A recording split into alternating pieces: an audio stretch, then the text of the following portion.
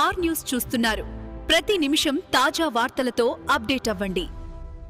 Welcome to R news. ముందుగా headlines. Kazipet coach factory వద్ద ధర్నాలో ప్రసంగించిన మాజీ మంత్రి ఎమ్మెల్యే హరీష్ రావు.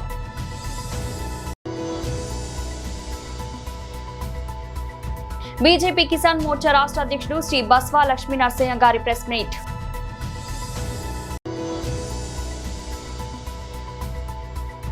వైఎస్ఆర్సీపీ రాష్ట్ర అధికార ప్రతినిధి Shri Kurumuri Venkatareddy press meet.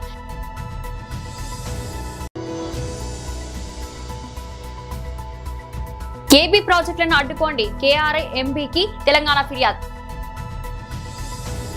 Kazipet coach factory వద్ద ధర్నాలో ప్రసంగించిన మాజీ మంత్రి ఎమ్మెల్యే హరీష్ రావు. ప్రభుత్వ మాజీ చీఫ్ విప్ మిత్రులు వినయ్ భాస్కర్ గారు, శాసన మండలిలో ప్రతిపక్ష నాయకులు గౌరవనీయులు పెద్దలు మధుసూదనాచారి గారు, మాజీ మంత్రివర్యులు గౌరవనీయులు పెద్దలు దయాకర్ రావు అన్న గారు, మాజీ శాసనసభ్యులు గౌరవనీయులు తాటికొండ రాజన్న గారు, ఆరూరు రమేష్ గారు, శంకర్ నాయక్ గారు, పెద్ది సుదర్శన్ రెడ్డి గారు, నాగుర్ల వెంకన్న గారు, డాక్టర్ యాదవ్ రెడ్డి గారు, మరి చాలా మంది ఉన్నారు. గౌరవ కార్పొరేటర్లు, కాజిపేట బీఆర్ఎస్ నాయకులకు, భూ నిర్వాసితులకు, ఆటో డ్రైవర్లకు, స్థానిక టాక్సీ డ్రైవర్లకు, ముఖ్యంగా మా ఉద్యోగాలు మాకు కావాలని ఇక్కడికి వచ్చేసినటువంటి మా వరంగల్, కాజీపేట అన్నాదమ్ముళ్ళు, అక్క చెల్లెళ్ళు, మీడియా మిత్రులు అందరికీ పేరు పేరు నమస్కారం తెలియజేస్తా ఉన్నా. ఒక మంచి కార్యక్రమాన్ని బీఆర్ఎస్ పార్టీ ఆధ్వర్యంలో తీసుకున్నందుకు వినయ్ భాస్కర్ గారిని, మీ అందరినీ కూడా నేను అభినందిస్తా ఉన్నా. ఆనాడు మా ఉద్యోగాలు మాకు కావాలనే తెలంగాణ ఉద్యమం వచ్చింది. కేసీఆర్ గారు రాష్ట్రాన్ని సాధించడమే కాదు, స్థానికులకు 95% ఉద్యోగాల్లో వాటా కల్పించిండు ఆ రోజు కేసీఆర్ గారు.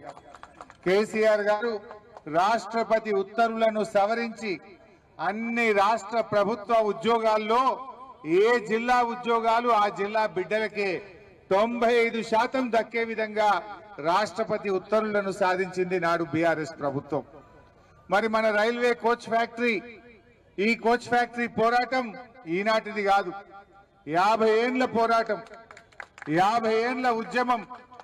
ఇలా ఈ కోచ్ ఫ్యాక్టరీ తెలంగాణ రాష్ట్రం రావడం వల్ల ఈరోజు ఈ కోచ్ ఫ్యాక్టరీ మనకు వచ్చింది.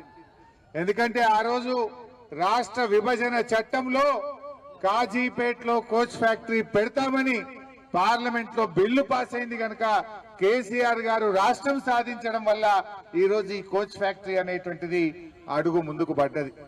ముఖ్యంగా ఈ కోచ్ ఫ్యాక్టరీ మనం ఎందుకు పోరాటం చేసినాం? ఈ ప్రాంతంలో అభివృద్ధి రావాలని, ఈ ప్రాంతంలో ఉద్యోగాలు రావాలని, ఈ ప్రాంతంలో ఆటో డ్రైవర్లకు, టాక్సీ డ్రైవర్లకు, చిరు వ్యాపారులకు ఉపాధి దొరకాలని కదా మనం కోచ్ ఫ్యాక్టరీ కావాలన్నది. 50 ఏళ్ల తర్వాత ఇవాళ కోచ్ ఫ్యాక్టరీ వస్తే ఇవాళ స్థానికులకు ఉద్యోగాలు లేవని ఈ బీజేపీ ప్రభుత్వం మనకు అన్యాయం చేస్తా ఉంది. నిజానికి కోచ్ ఫ్యాక్టరీకి ఆ రోజు 150 ఎకరాల భూమిని సేకరించి ఇచ్చింది కూడా బీఆర్ఎస్ ప్రభుత్వమే. ఆ 150 ఎకరాలు దేవాదాయ శాఖ భూములుంటే హైకోర్టు పర్మిషన్ తీసుకొని దేవాదాయ శాఖకు డబ్బులు చెల్లించి ఈ కోచ్ ఫ్యాక్టరీకి భూములు ఇచ్చింది బీఆర్ఎస్ ప్రభుత్వం. బీజేపీ కిసాన్ మోర్చా రాష్ట్ర అధ్యక్షుడు శ్రీ బస్వా లక్ష్మీ నరసింహ గారి ప్రెస్ బైట్. దేశానికి వెన్నుముక అంటే రైతులే. ఈరోజు కాంగ్రెస్ పార్టీ, రేవంత్ గారి ప్రభుత్వం పూర్తిగా రైతుల సంక్షేమాన్ని పూర్తిగా విస్మరించి పరిపాలన చేయడం జరుగుతున్నది. వరంగల్ డిక్లరేషన్లో ఏవైతే వాళ్ళు వాగ్దానాలు చేసి అధికారంలోకి వచ్చారో దాన్ని పూర్తి స్థాయిలో విస్మరించి రుణమాఫీ కానీ, అదేవిధంగా ఎంఎస్పీ కానీ, రైతు భరోసా కానీ పూర్తి స్థాయిలో వాళ్ళు విస్మరించడం జరుగుతున్నది. ముఖ్యంగా ఈ రైతు భరోసా ఏదైతే ఉందో దాదాపు ఇప్పటికీ 27,000 కోట్ల రూపాయలను ఇవ్వాల్సింది ప్రభుత్వము. కానీ ప్రభుత్వం పూర్తిగా రైతుల పట్ల నిర్లక్ష్యంతో వ్యవహరిస్తుంది. ప్రతిసారి ఎలక్షన్లో ఇక వేస్తాము అని చెప్పడం జరుగుతున్నది. మొన్న ఫిబ్రవరి 4వ తారీఖు నాడు మిర్యాలగూడలో స్వయాన ముఖ్యమంత్రి చెప్పడం జరిగింది, ఈ మున్సిపల్ ఎలక్షన్స్ కాగానే రైతు భరోసాను పేమెంట్ చేస్తామని చెప్పడం జరిగింది. ఇది 17వ తారీఖు నాడు వేస్తామని చెప్పి వాగ్దానం చేసి మళ్ళీ మాట తప్పడం జరిగింది. అదేవిధంగా ఈ మంత్రివర్గ మీటింగ్లో వాళ్ళు నిర్ణయం తీసుకొని వేస్తారని చెప్పి అనుకుంటే మంత్రివర్గ మీటింగ్లో కూడా ఎక్కడ కూడా వాళ్ళు దీని గురించి చర్చ చేయలేదు. అంటే మళ్ళీ ఇప్పుడు ఏదైనా ఎలక్షన్స్ వస్తున్నాయంటేనే ఆ ఎలక్షన్స్ని బట్టి రైతు భరోసా వేద్దామని చెప్పి ఈ ప్రభుత్వం నిర్ణయించడం జరిగింది. దానికి మేము భారతీయ జనతా పార్టీ కిసాన్ మోర్చా తరఫున అగ్రికల్చర్ కమిషన్ గారిని కలవడం జరిగింది, ఒక మెమోరాండం ఇవ్వడం జరిగింది తెలంగాణ రైతుల పక్షాన. అదేవిధంగా చీఫ్ సెక్రటరీ గారిని కూడా, మన తెలంగాణ చీఫ్ సెక్రటరీ గారిని కూడా కలవడం జరిగింది. వారికి కూడా ఒక రిప్రజెంటేషన్ ఇవ్వడం జరిగింది. భారతీయ జనతా పార్టీ కిసాన్ మోర్చా తరఫున ఇమ్మీడియట్గా రైతాంగానికి ఇవ్వాల్సిన రైతు భరోసాను పేమెంట్ చేయాలని చెప్పి డిమాండ్ చేయడం జరిగింది. అదేవిధంగా నిన్న మన గౌరవ మంత్రి గారు కూడా ముఖ్యమంత్రి గారికి లెటర్ రాయడం జరిగింది. అదేవిధంగా ఒకటే మేము చెప్పేది ఏంటంటే, రైతులను మీరు చిన్న చూపు చూడడం జరుగుతున్నది. రైతు భరోసా, అదేవిధంగా రుణమాఫీ, తర్వాత బోనస్ ఇస్తామని చెప్పి కూడా బోనస్ను కూడా పూర్తి స్థాయిలో చేయలేదు. దానికి భారతీయ జనతా పార్టీ కిసాన్ మోర్చా తరఫున మా భారతీయ జనతా పార్టీ రాష్ట్ర అధ్యక్షులు రామచంద్రరావు గారి నాయకత్వంలో 3వ తారీఖు నాడు భారతీయ జనతా పార్టీ కిసాన్ మోర్చా తరఫున పెద్ద ఎత్తున రైతు దీక్షని మేము నిర్ణయించడం జరిగింది. 3వ తారీఖు నాడు 10 గంటల నుంచి మధ్యాహ్నం 2 గంటల వరకు రైతు దీక్షను చేద్దామని చెప్పి భారతీయ జనతా పార్టీ కిసాన్ మోర్చా నిర్ణయించుకోవడం జరిగింది. వైఎస్ఆర్సీపీ రాష్ట్ర అధికార ప్రతినిధి Shri Karmuri Venkatareddy press meet. Electronic media ప్రతినిధులకి, అదేవిధంగా ప్రింట్ మీడియా ప్రతినిధులకి, యూట్యూబ్ ఛానల్స్ వాళ్ళందరికీ నమస్కారాలు. నిన్న ఏదైతే ఫ్యూచర్ గవర్నర్ అవ్వాలని, ఫ్యూచర్ వైస్ ప్రెసిడెంట్ అవ్వాలని, ఫ్యూచర్ ప్రెసిడెంట్ అవ్వాలని చెప్పి, లేదంటే రాజ్యసభ వచ్చినప్పుడు ఫ్యూచర్ రాజ్యసభ ఇతనే, రేపే ఇస్తున్నారు ఎల్లుండే ఇస్తున్నారని మనం ఎవరి గురించి అయితే చర్చించుకుంటామో ఆయన పేరు వర్ల రామయ్య, తెలుగుదేశం పార్టీ. ఆయన అలానే మొన్న వాట్సాప్ వీడియో కాల్లో దొరికిపోయినటువంటి నజీర్ అహ్మద్, మాజీ ఎమ్మెల్సీ పి అశోక్ బాబు, ఏదైతే బ్రాహ్మణ కార్పొరేషన్ చైర్మన్ బుచ్చి రాంప్రసాద్, వీళ్ళందరూ నిన్న సిఐడి ఆఫీస్కి వెళ్ళి అక్కడ రవిశంకర్ అయ్యన్న గారిని కలిసి వైఎస్ఆర్ కాంగ్రెస్ పార్టీ అంట ఏదో దుష్ప్రచారం చేస్తుందంట చంద్రబాబు నాయుడు గారి మీద. సజ్జల భార్గవరెడ్డి గారు, సజ్జల గారు, జగన్ గారి నేతృత్వంలో చంద్రబాబు నాయుడు గారి మీద అసభ్యకర పోస్టులు పెట్టించేస్తున్నారని చెప్పి వాళ్ళు వెళ్ళి నిన్న కంప్లైంట్ ఇస్తే నవ్వొస్తా ఉంది. అసలు మీదే ఒక ఫేక్ పార్టీ, మళ్ళీ మీ ఫేక్ పార్టీ మీద మళ్ళీ డీప్ ఫేక్ పోస్టులు పెట్టి ప్రచారం చేయాల్సినటువంటి అవసరం వైఎస్ఆర్ కాంగ్రెస్ పార్టీకి ఏముంటది? ఆల్రెడీ ఓ పక్క కల్తీ పాలు, ఇంకో పక్క కలుషిత నీరు. అక్కడ కల్తీ పాలతో 6 చనిపోవటం, అక్కడ కలుషిత నీరుతో డయేరియా వచ్చి 4 చనిపోవటం. ఈ రాష్ట్రంలో అనేక సమస్యలు, ఏ జిల్లా వెళ్ళినా, ఏ నియోజకవర్గం వెళ్ళినా వందలాది సమస్యలు ఈరోజు ప్రజలకి సమస్యలతో ప్రజలందరూ ఈరోజు అల్లాడుతూ ఉంటే, అవన్నీ వైఎస్ఆర్ కాంగ్రెస్ పార్టీ అడ్రస్ చేస్తూ ఉంటే, ఏదైతే అడ్రస్ చేస్తున్నటువంటి సోషల్ మీడియా మీద ఏదో ఒక రకంగా మళ్ళీ తప్పుడు కేసులు పెట్టి నిరోధించాలనేటటువంటి ప్రయత్నం, నియంత్రించాలనేటువంటి ప్రయత్నం. వాళ్ళు ఎవరో పోస్ట్ పెట్టుకుంటే దానికి వైఎస్ఆర్ కాంగ్రెస్ పార్టీకి సంబంధం ఏంటి? మాకు అఫీషియల్ సోషల్ మీడియా అంటే దానికి ఒక పేజ్ ఉంటుంది, అఫీషియల్ పార్టీ అంటే దానికి ఒక పేజ్ ఉంటుంది. సో అన్ని అఫీషియల్ గా ఉంటాయి. ఎవరో ఏదో పోస్టు మీ మీద పెట్టుకొని పెడితే దాన్ని వైఎస్ఆర్ కాంగ్రెస్ పార్టీకి ఆపాదించేసి, అసలు మా సోషల్ మీడియా ఎవరు నడుపుతున్నారో మీకు తెలియదు. మరి మీరు ప్రభుత్వంలో ఎట్లున్నారో నాకు అర్థం కాల.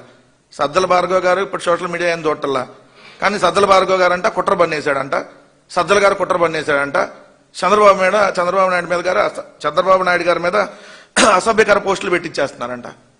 అసలు మీ మీద అసభ్యంగా పెట్టించాల్సిన అవసరం ఏంది? మీ ప్రభుత్వం అసభ్యంగా అశ్లీలంగా తయారైందనేది కనపట్లేదా? అసెంబ్లీ సాక్షిగా బేబీ బేబీ అంట ఒక ఎమ్మెల్యే, అసెంబ్లీలో వాట్సాప్ వీడియో కాల్ చేస్తున్నటువంటి ఎమ్మెల్యే, అర్ధరాత్రి వాట్సాప్ వీడియో కాల్ చేసే కోన రవికుమార్ లాంటి వాళ్ళు, ఇంకా మీ పార్టీలో ఎమ్మెల్యేలు ఆదిమూలం నుంచి మొదలుకొని నజీర్ దాకా, అవతల పక్క శ్రీకాకుళం నుంచి అవతల చిత్తూరు దాకా ప్రతి జిల్లాలో మీ ఎమ్మెల్యేలు అశ్లీలంగా అసభ్యంగానే కదా ప్రవర్తిస్తుంది. అవన్నీ ఓపెన్ గానే వీడియోలు ఉన్నాయి. మళ్ళీ కొత్తగా మీ మీద మేము అసభ్యకరంగా మళ్ళీ క్రియేట్ చేసి పెట్టించాల్సిన అవసరం ఏముంది? అయినా అసలు ఈ ఫేక్ ఫ్యాక్టరీలకి ఆర్జులు ఎవరు? ఈ ఫేక్ పోస్టులకు ఆర్జులు ఎవరు? చంద్రబాబు నాయుడు గారి రాజకీయ జీవితం మొత్తంగా మనం చూస్తే M6 ఫార్ములాతో రాజకీయం నడిపాడు ఇప్పటి వరకు. కృష్ణా జిల్లాల వినియోగంపై ఆంధ్రప్రదేశ్ తెలంగాణ రాష్ట్రాల మధ్య మరోసారి వివాదం రాజుకుంది. కృష్ణా బేసిన్ అవసరాలను తీర్చుకోవడానికి ఏపీ ప్రభుత్వం నిబంధనల విరుద్ధంగా నీటిని ఇతర బేసిన్లకు తరలిస్తుందని తెలంగాణ తీవ్ర అభ్యంతరం వ్యక్తం చేసింది. ఈ చర్యను తక్షణం అడ్డుకోవాలని కోరుతూ కృష్ణా నది యాజమాన్య బోర్డు చైర్మన్ కు తెలంగాణ ENC రమేష్ బాబు లేఖ రాశారు. పెన్నా బేసిన్ కు కృష్ణా జలాలను మళ్లించేందుకు ఏపీ ప్రభుత్వం 47,776.50 కోట్లతో పనుల పరిపాలన అనుమతులు ఇవ్వడం చట్టవిరుద్ధమని తెలంగాణ తన లేఖలో పేర్కొంది. పోతిరెడ్డిపాడు హెడ్ రెగ్యులేటరీ సామర్థ్యం పెంపు, రాయలసీమ ఎత్తిపోతల పథకాలతో పాటు ఇంద్రనీవా, గాలేరు నగరి, తెలుగంగా వంటి ప్రాజెక్టుల సామర్థ్యాన్ని పెంచి అదనంగా 114.75 TMCల నీటిని తరలించేందుకు ఏపీ ప్రయత్నిస్తుందని ఆరోపించారు. ఏపీ పునర్వ్యవస్థీకరణ చట్టం 2014 ప్రకారం బేసిన్లో కొత్త ప్రాజెక్టు చేపట్టాలంటే KMR MP కేంద్ర సంఘం అనుమతితో పాటు అఫెక్స్ కౌన్సిల్ ఆమోదం తప్పనిసరి అని తెలంగాణ గుర్తు చేసింది. బచావా ట్రైబ్యునల్ అవార్డు ప్రకారం కూడా బేసిన్ అవసరాలు తీరాకే నీటిని మళ్లించాలని స్పష్టం చేసింది. ఈ నిబంధనలు ఏపీ ఉల్లంఘిస్తుందని ఫిర్యాదులో వివరించింది. ఏపీ ఉల్లంఘనపై 2021 నుంచి తాము ఎన్నోసార్లు ఫిర్యాదు చేసినా బోర్డు స్పందించడం లేదని, అదే సమయంలో తమ ప్రాజెక్టులపై ఏపీ చేసే ఫిర్యాదులపై మాత్రం తక్షణమే స్పందిస్తుందని తెలంగాణ ఆక్షేపించింది. తాము చేపడుతున్నవి ఉమ్మడి రాష్ట్రంలో ప్రతిపాదించిన ప్రాజెక్టులేనని, కొత్తవి కావని స్పష్టం చేసింది. లిక్కర్ కేసులో క్లీన్ చిట్ సంబరాల్లో ఆమ్ ఆద్మీ పార్టీ శ్రేణులు. ఢిల్లీ మాజీ ముఖ్యమంత్రి అరవింద్ కేజ్రీవాల్, మాజీ ఉప ముఖ్యమంత్రి మనీష్ సిసోడియాతో పాటు మరో 23 మంది లిక్కర్ కేసు విషయంలో దర్యాప్తు సంస్థ క్లీన్ చిట్ ఇవ్వడంతో పార్టీ శ్రేణుల్లో సంబరాలు వెల్లువిరిశాయి. దేశవ్యాప్తంగా కార్యకర్తలు ఆనందం వ్యక్తం చేస్తూ స్వీట్లు పంచుకున్నారు. ఉప్పల్ ప్రాంతంలో Aam Aadmi Party ex convener Banjapalli Sudharani ఆధ్వర్యంలో కార్యకర్తలు స్వీట్లు పంచుకుని సంబరాలు జరుపుకున్నారు. న్యాయకత్వానికి మద్దతుగా నినాదాలు చేస్తూ తమ ఐక్యతను చాటారు. ఈ సందర్భంగా సుధారాణి మాట్లాడుతూ ప్రజాసేవే తమ ధ్యేయమని, భవిష్యత్తులో మరింత ఉత్సాహంతో ముందుకు సాగుతామని స్పష్టం చేశారు. కార్యక్రమంలో మహిళా నాయకులు, స్థానిక కార్యకర్తలు పాల్గొన్నారు. జై తెలంగాణ, జై తెలంగాణ, జై ఆమ్ ఆద్మీ పార్టీ, జై ఆమ్ ఆద్మీ పార్టీ.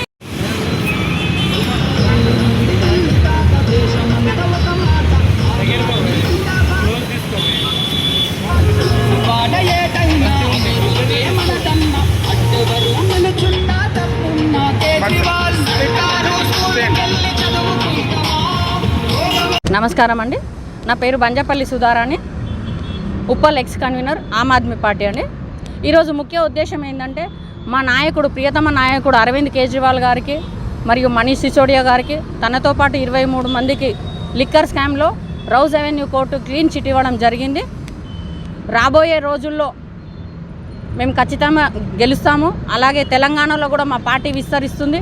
ఈరోజు మేము అందరం, మా కార్యకర్తలము, మా నాయకులం అందరం ఈరోజు దేశవ్యాప్తంగా, రాష్ట్ర వ్యాప్తంగా మేము స్వీట్లు పంచుకొని మేము ఒక పండుగలాగా చేసుకుంటున్నాము. మా నాయకుడికి ఎలాంటి మచ్చ లేనందుకు ఈ విషయం మీదనే ఢిల్లీలో 70 సీట్లలో 67 సీట్లు కైవసం చేసుకున్న ఘనత మా పార్టీది.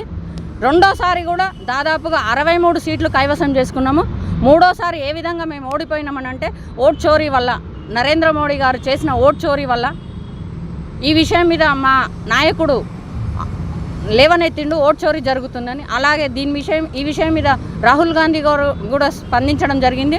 ఈ విషయం మీద పశ్చిమ బెంగాల్ సీఎం మమతా బెనర్జీ గారు కూడా స్పందించడం జరిగింది. అలాగే ఒక పిటిషనర్గా కాకుండా తను ఒక న్యాయవాదిగా దీని మీద ఫైట్ చేయడం జరిగింది. ఖచ్చితంగా ఇది ఓట్ చోరీ వల్ల మేము ఓడిపోయిందే, కానీ మేము ఓడిపోయినామని అనుకోవట్లేదు. ఇది వీళ్ళు అడ్డదారిలో వచ్చి గెలిచిన గెలుపుని మేము గెలుపని అనుకోవట్లేదు. రాబోయే రోజుల్లో మేము తెలంగాణలో కూడా మా పార్టీ విస్తరిస్తుంది. అందరికీ ధీటుగా మేము సమాధానం చెప్తాము. విషయం మీద సిబిఐకి కూడా రౌజ్ అవెన్యూ కోర్టు మొట్టికాయలు వేసింది. ఏ విధంగా అంటే ఎలాంటి ఆధారాలు లేకుండా నిరాధారమైన ఇదితో కేసులు వేయడం వల్ల సమాజంలో వాళ్ళకి పలుకుబడితో ఉన్న ఒక సీఎం అయినందుకు, తర్వాత కోర్టు సమయాన్ని వృధా చేసినందుకు కోర్టు మొట్టికాయలు వేసింది. ఈరోజు డబుల్ ఇంజన్ సర్కారు బీజేపీది అయినా కానీ ఏ విధంగా మీ దగ్గర ఒక రకమైన సాక్ష్యం లేదా? కాబట్టి ఇది ఒక దొంగతనంగా, అంటే అన్యాయంగా అక్రమంగా పెట్టిన కేసు అని కోర్టు ఆల్రెడీ తీర్పిచ్చేసింది. కాబట్టి ఈరోజు మేము రాష్ట్ర వ్యాప్తంగా, మేము దేశవ్యాప్తంగా మేము పండగ చేసుకుంటున్నాము. మా నాయకుడికి క్లీన్ చిట్ వచ్చినందుకు నమస్కారం అండి. కాజుపేట పర్యటనలో కార్మికుల పక్షాన పోరాటం అంటున్న హరీష్ రావుపై ఎమ్మెల్యే నాహిని రాజేందర్ రెడ్డి తీవ్రంగా స్పందించారు. గత 10 సంవత్సరాలు అధికారంలో ఉన్నప్పుడు కాజుపేట రైల్వే కోచ్ ఫ్యాక్టరీ గురించి ఎందుకు పట్టించుకోలేదని ప్రశ్నించారు. కాంగ్రెస్ హయాంలో 20 కోట్ల రూపాయలు మంజూరు చేసి 54 ఎకరాల భూమి స్వాధీనం చేసుకున్న విషయాన్ని గుర్తు చేశారు. నోట్ల రద్దు, జీఎస్టీ, వ్యవసాయ చట్టాల విషయంలో కేంద్రంతో కలిసి నడిచింది మీరే కాదా అని నిలదీశారు. విభజన హామీలను ఎందుకు అమలు చేయలేదని ప్రశ్నించారు. కాజుపేటకు కోచ్ ఫ్యాక్టరీ, బయ్యారం ఉక్కు కర్మాగారం, గిరిజన విశ్వవిద్యాలయం కోసం ఒక్కరోజైనా కృషి చేశారా అని అడిగారు. బస్టాండ్ స్థలం కేటాయింపు, ఆర్ఓబి పూర్తి, నగర అభివృద్ధి పనులు తమ హయాంలో జరిగాయని తెలిపారు. ఉమ్మడి జిల్లాలో 12లో 11 స్థానాలు కాంగ్రెస్ కు రావడం ప్రజల తీర్పు అని తెలిపారు. ప్రజల తీర్పుపై ఆత్మ పరిశీలన చేసుకోవాలని సూచించారు. సంసారం చేసింది కదా బీజేపీ బీఆర్ఎస్, ఏమి చేయగలిగినరు? వాళ్ళు చెప్తుండ్రు ల్యాండ్ అక్వైర్ అట మొదట వాళ్ళు చేసిండ్రంట కోచ్ ఫ్యాక్టరీకి కాజుపేట. దాని గురించి పొన్నా లక్ష్మయ్య గారు ఎండోమెంట్ మినిస్టర్ గుండగా 20 కోట్ల రూపాయలు ఎండోమెంట్ కట్టి 53 ఎకరాలు ఫస్ట్ అక్వైర్ చేసింది కాంగ్రెస్ పార్టీ. దీని మీద చరిత్ర ఖైదాలు ప్రతి ఒక్క ఖైదా మీ ముందు పెడతా, తెలుసుకోండి. చరిత్ర తెలియకుండా మాట్లాడటం అలవాటు అయిపోయింది వీళ్ళది. దుష్ప్రచారాలకు అలవాటు పడిపోయినరు. కానీ హరీష్ రావు గారు మీలాంటి వ్యక్తి 4 సార్లు గెలిచి ఇలా ఈ విధమైన మాటలు మాట్లాడటం, ఎవరిని మోసం చేద్దామని, కాజుపేట ఇంకెన్నిసార్లు మోసం చేద్దామని వస్తున్నారు? 15 ఏళ్ళకెళ్ళి ఎమ్మెల్యే ఉన్నాడు కదా అప్పుడు, మరి ఏం చేసిండ్రు? బస్టాండ్ గురించి గతంలో వినయ్ భాస్కర్ గారు, ప్రణయ్ భాస్కర్ గారు వీళ్ళందరూ ధర్నాలు ఇవి అవి కాజుపేట చేసింది కదా. నేను సూటికి ఒక్క ప్రశ్న అడుగుతానా, 10 ఏళ్లలో కాజుపేటకు మీరు చేసింది ఏందో చెప్పండి. సెంట్రల్ గవర్నమెంట్ బీజేపీ బీఆర్ఎస్ కలిసే కదా మీరు ఉన్నది. ప్రతి తీర్మానం చేసి పంపింది ముందుగా దేశంలోనే డిమానిటేషన్ కానీ, జీఎస్టీ కానీ, అగ్రికల్చర్ బిల్ కానీ, ఏవి కానీ విధానానికి అసెంబ్లీలో బిల్ తీర్మానం చేయదు, ఇది చేసేసి తీర్మానం చేసుకొని మీరు పంపింది మీరే కదా మద్దతుగా. మరి ఇది ఎందుకు చేయలేకపోయినారు? కాజుపేటలో కోచ్ ఫ్యాక్టరీ గురించి విభజన చట్టంలో పొందుపరిచింది సోనియా గాంధీ గారు. గర్వంగా చెప్తున్నయ్యాల. ఇది తప్ప అడగండి ఎవరినే కానీ. పింక్ బుక్కులకి వెళ్ళి తొలగించే వరకు కూడా మీకు సోయి లేదు. విభజన చట్టంలో పెట్టిన ఏంటి? 1 కోచ్ ఫ్యాక్టరీ, 2 బయ్యారబ్ గన్లు, 3 ట్రైబల్ యూనివర్సిటీ. మీకేమైనా సోయి ఉన్నదా? 10 ఏళ్ళలోనైనా ఊసెత్తినరా? కనీసం డివిజన్ గురించి మాట్లాడినరా? కాజీపేటని ఖతం చేసేసి అనగదొక్కి ఏమి చేయలేక ఆఖరికి 30 బెడ్ల హాస్పిటల్కు కొబ్బరికాయ కొట్టి మంత్రి వచ్చి కూడా పోయిండ్రు కదా. 30 బెడ్ల హాస్పిటల్ కూడా తెలియని మీరు ఇవాళ ఆల్రెడీ మీరు వచ్చేదో డబ్బాలు కొట్టుకొని పోవటం కాదు. ఆల్ పార్టీ జేఏసీ వాళ్ళు వీళ్ళందరూ కలిసి లోకల్ వాళ్ళకు ఉద్యోగాలు ఇవ్వాలని ప్రతి ఒక్కరు కోరటమే. కానీ మీరు కోరటం అంటే హాస్యాస్పదంగా ఉన్నది, నవ్వుకుంటున్నారు. మీరు చెప్పే పోరాటం ఏదైతే మాట్లాడులో ఆ హక్కు కంపల్సరీ కావాల్సిందే. కానీ మీరు అడగటమా ఈరోజు 10 ఏళ్ళల్లా తినుకుంటా కూర్చొని ఇవాళ హోస్ట్లోకి వచ్చి ఇవాళ వచ్చి మాట్లాడుతున్నారా? సిగ్గనిపించట్లే? ఒక పెద్ద మనిషి అయి ఉండి మీరు 144 ఎకరాలు అక్వైర్ చేసి మొదట మేము చేసినామని చెప్తున్నారా? మేము 54 ఎకరాలు 20 కోట్ల రూపాయలు ఇవాళ మీ దాంట్లోనే ఉన్నారు. పొన్నా లక్ష్మయ్య గారు, వారిని అడగని పెద్దల్ని. ఫస్ట్ అక్వైర్ చేసింది కాంగ్రెస్ పార్టీ, విభజన చట్టంలో పెట్టింది కాంగ్రెస్ పార్టీ. ఇవాళ కాజుపేటలో మీరు 15 ఏళ్ళు తేలేంది, 2 ఏళ్లలో బస్టాండ్ కోసం జాగ తీసుకొచ్చింది కాంగ్రెస్ పార్టీ. అది మా గొప్పతనం. అది మీరు వదిలిపెట్టి పోయిన బ్రిడ్జు, కాజుపేట ఫాతిమానగర్ బ్రిడ్జుని 16.5 కోట్లు తక్షణం బిల్లు పట్టుకొచ్చి ఇలా పని స్టార్ట్ చేసి 2 నెలల్లో పట్టణ ప్రజలకు ఒప్పచెప్పబోయేది కాంగ్రెస్ పార్టీ. మార్కాపురం జిల్లా కనిగిరి నియోజకవర్గం పామూరు పట్టణంలోని శిశు మందిర్ పాఠశాలలో ఈ రోజు ఉదయం 9 గంటల నుంచి సైన్స్ డే కార్యక్రమం నిర్వహించారు. విద్యార్థుల్లో శాస్త్రీయ దృక్పథం పెంపొందించేందుకు ఈ కార్యక్రమాన్ని ప్రత్యేకంగా నిర్వహించారు. ఈ కార్యక్రమంలో 3వ తరగతి నుండి 7వ తరగతి వరకు చదువుతున్న విద్యార్థులు వివిధ రకాల అద్భుత ప్రాజెక్టులను తయారు చేసి వాటి విశేషాలను వివరించారు. వారి ప్రతిభా ప్రదర్శనకు హాజరైన వారు ప్రశంసలు కురిపించారు. ఈ కార్యక్రమంలో పాఠశాల కార్యదర్శి దర్శి సత్యనారాయణ, అధ్యక్షులు కొట్టె వెంకటేశ్వర్లు, సమితి కార్యదర్శి వరద ఓబలేషు, అతిథిగా డాక్టర్ కొట్టె సురేష్, ప్రధానాచార్య చింతలపూడి సౌజన్య, ఆచార్య బృందం పల్లెకర్లు పాల్గొన్నారు. కార్యక్రమం విజయవంతంగా ముగిసింది. You and me, both are created and developed by science and technology. I think today is the National Science Day in India. I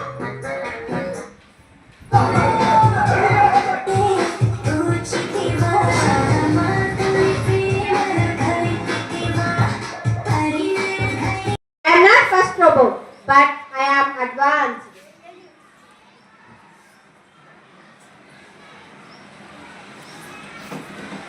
I am created by George Devil from America. I am created by Sophia from Russia. First is the best, so I am great.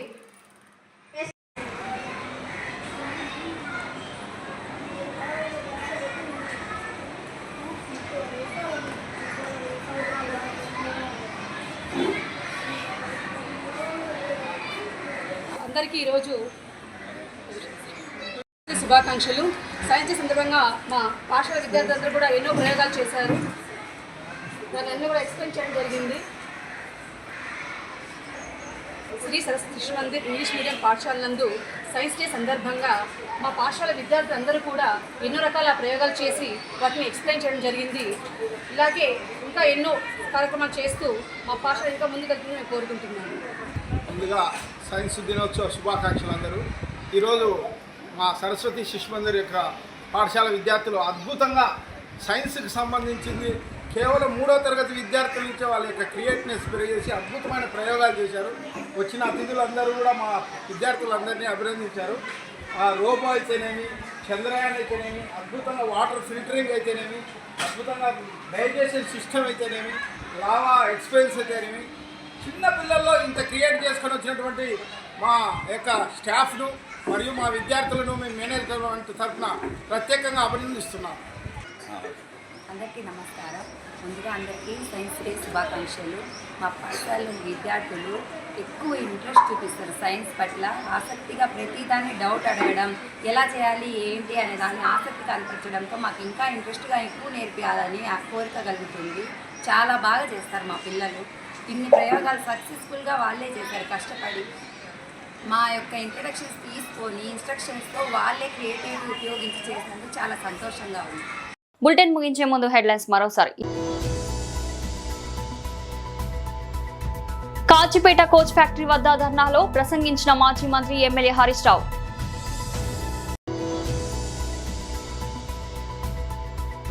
BJP Kisan Morcha రాష్ట్ర అధ్యక్షుడు శ్రీ బస్వా లక్ష్మీ నరసింహ గారి press meet.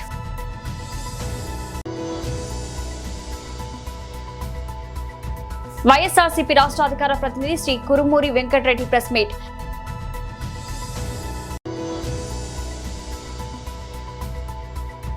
AB ప్రాజెక్టులను అడ్డుకోండి, KRI ఎంపీకి తెలంగాణ ఫిర్యాదు. ఇది ఈ రోజు బులెటిన్. మరో బులెటిన్లో మళ్ళీ కలుద్దాం. అంతవరకు సెలవు. మీరు ఆర్ న్యూస్ చూస్తున్నారు. ప్రతి నిమిషం తాజా వార్తలతో అప్డేట్ అవ్వండి.